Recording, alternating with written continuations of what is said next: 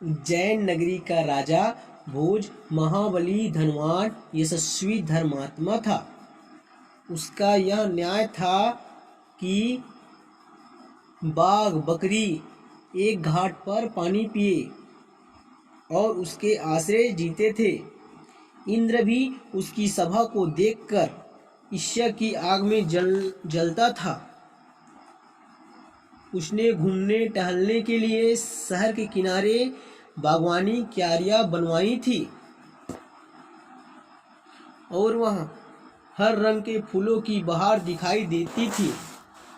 जब वहां के प्रजा खेत खलिहान और को तैयार करने के लिए खेत गया तो प्रजाओं ने देखा कि एक खेत की 1/4 भाग का जमीन खाली है, ना उसमें कुछ जमा है ना कुछ उपजा है। वहां पर एक चरवाहे ने उसके ऊपर मचान सा बांधा है और वह उसके ऊपर चढ़कर चारों तरफ निगाहें करते ही कहने लगा कि कोई है जो राजा भोज को उसके गढ़ से पकड़कर लावे और उसको सजा पहुंचावे। राजा के नौकरों में से एक ने यह बात सुनते ही चरवाहे की टांग पकड़कर उसे नीचे गिरा दिया और उसे मार मार कर उसका मुंह सुजा दिया। गुरूर का सारा नशा जितना उसे चढ़ा था सबको उतार दिया। चरवाहे घबराकर सैनिकों के पांव पकड़कर कहने लगा कि मैंने ऐसी क्या गलती की है जो मेरे साथ मारपीट हुई है। इधर उधर के राहगीर जो इकट्ठे हुए थे उन्होंने कहा कि तूने ऐसी बात मुंह से निकाली है, राजा सुने तो अभी तोप के मुंह में रखकर उड़ा दे।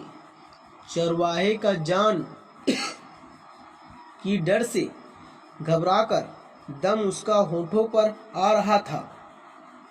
फिर एक दिन राजा ने 4 सैनिकों को राजा के उसी तरफ भेजे थे। रात को वे उधर से फिरे हुए चले आते थे और वहां चरवाहे मचान पर फिर से चढ़कर बक रहा था कि राजमहल और गढ़ बनाए, सब सामान लड़ाई का उसमें जमा करे कि मैं राजा भोज से लड़कर उसे मारकर अपने 7 पुश्तों के राज्य पर दखल करूं। यह सुनते ही इन चारों सैनिकों ने यह बात राजा से कही। राजा ने कहा कि तुम मुझे वहां ले चलो और दिखाओ कि वह कौन सी जगह है। निदान राजा उन सैनिकों को लेकर मचान के पास गया और छिपकर छुपके से बैठा रहा।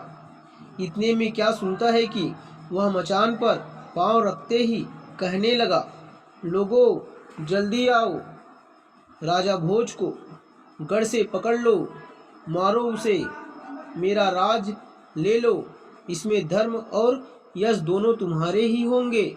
सुनते ही राजा को खौफ हुआ। सैनिकों को साथ लेकर वह घर चला गया। पंडितों को बुलाकर रात का सब अफसाना जवान पर लाया। नजूमियों ने घड़ी, समय और दिन विचार कर कहा, राजा हमारे विचार से कुछ लक्ष्मी का लक्षण नजर आता है। पंडितों ने कहा, उस मुकाम में दौलत छिपी है। सुनते ही राजा ने बेलदारों को हुक्म दिया कि 1 लाख बेलदार वहां जावे और उस स्थान की तमाम जमीनें खोदे। बेलदारों ने जब खोदते खोदते चारों ओर की मिट्टी को दूर किया तो एक पाया नजर आया।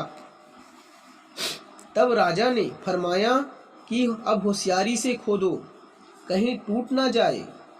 जब खोदने के से चारों पाए सिंहासन के नजर आए तो राजा ने कहा, अब इसे बाहर निकालो। मजदूर उठाते थे और जोर करते थे, पर वह जरा भी अपनी जगह से हिलता नहीं था। यह देखकर उसमें से एक पंडित ने अर्ज की, महाराज, यह सिंहासन देवताओं या दानों का बनाया हुआ है, इस जगह से ना हिलेगा और ना उठेगा, इसको बलि दीजिए। तब राजा ने बलि दी। चारों तरफ बाजे बाजने लगे और जय जयकार होने लगी। बलि लेकर हाथ लगाते ही सिंहासन उठ गया। जिसने उस जड़ाऊ सिंहासन को देखा उसे कुदरत का तमाशा नजर आया। कारीगरों ने ऐसा बनाया था कि किसी ने ना देखा ना सुना था। 8 पुतलियां चारों तरफ बनी हुई थी और एक एक कमल का फूल हर एक के हाथ में था। अगर सुर या मुनि उसे देखे तो भौचक्के हो जावे। राजा ने तमाम कारीगरों को बुलाकर